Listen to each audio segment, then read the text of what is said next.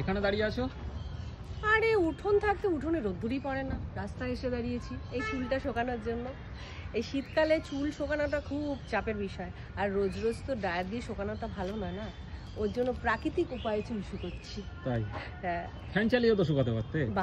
বাবা এটা গরমকালে হলে সম্ভব, শীতকালে সম্ভব না। আর রোদ্দুরটা বেশ আরাম লাগছে, বেশ ভালো। দুদিন আগে রোদ্দুরটা গায়ে লাগতো। হ্যাঁ মানে ঠান্ডাটা কিন্তু পড়েছে। হ্যাঁ এখন বেশ ভালো লাগছে। এখন ভালো লাগছে, মানে ঠান্ডাটা পড়েছে। হ্যাঁ সত্যিই তাই। তো যাই হোক, ভালো লাগছে রোদ্দুরটা। আমি রোদ্দুরটা নিচ্ছি, আর তুমি যাও গিয়ে স্নানটা ঝটপট করে আসো। আর তোমার ওদিকে মেশিনে কিছু জামা কাপড় দিয়ে এসেছো? বাবা ভুলে গেছি তো, হয়েও গেছে মনে হয়। ওগুলো মেলে দাও, নয়তো ওগুলো শুকো। আমি দিয়েছি, আমিই তো মেলবো। হ্যাঁ তাহলে বেশি পণ্ডিত ধীরে আস্তে আস্তে কাজকর্মের দিকে যাচ্ছ, এটাই তো, ধীরে ধীরে। হ্যাঁ ধীরে ধীরে, কিন্তু উঠোনটার যে অবস্থা, পরিষ্কার করেও পরিষ্কার থাকে না।